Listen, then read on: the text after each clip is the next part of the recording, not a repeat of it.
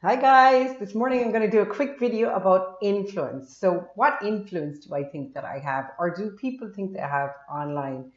For me, it's not about influence. I am recording my own journey, and if it's of help to anybody else, that's fantastic. I hope so. I have proven to myself that keto works in terms of cleaning out your arteries, cleaning out brain function, health, feelings of feeling great, energy levels, creakiness of joints, whatever that might be ailing you. I have skin problems. Oh my God, yesterday I had some sugar, which is unlike me, but it's coming out my face. So I get these kind of boils around my mouth. I've been covered up now.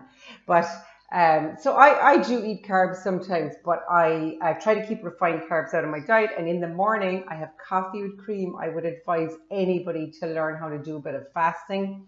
But fasting is so much easier when you are doing ketogenic diet. Now, some people don't like to call it fasting. They call it time restricted eating. I don't know, that sounds like very bovine or something to me. It sounds like, like an animal that you just feed at a certain time. I really don't like that idea. And I think I eat when I'm hungry. The fantastic thing about the ketogenic diet is you will not be hungry. You will not be hungry. So the influence part is, I think we all want to feel, especially nowadays, we feel if we make any kind of social media post that we're influencers. I'm not an influencer. I am just giving information about my own life, my ketogenic journey. It is likely that if it's working for me, it's going to work for you. You've loads of people that come online and they say, oh, well, everybody's different, whatever. Not really. Not really.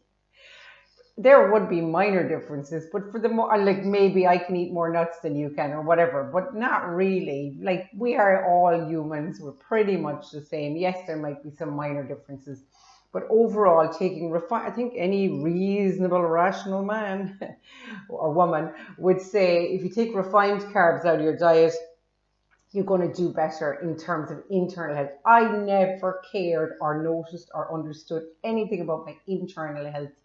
I never knew there was all this visceral, shitty yellow fat sitting inside that was coming from my overfed liver inside in my trunk.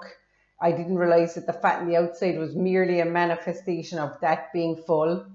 So these things were a shock to me. I didn't realize that every time I put a refined carb into my mouth or even milk in my coffee, that my blood sugar would go up. Okay, I kind of knew that in that I would feel more energy or whatever. But I never knew that the insulin, I thought insulin was for diabetics. I never knew anything about insulin being involved in anything that I was doing. So an insulin is then released and any excess calories and stuff is stored, but it's excess refined carbs calories that's stored as fat.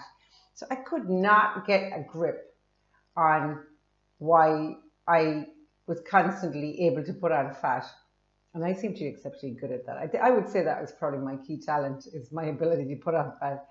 So I never knew any of that stuff. So I am recording this as much for myself as everybody else, but it works for me. And come on, guys, it'll work for anybody.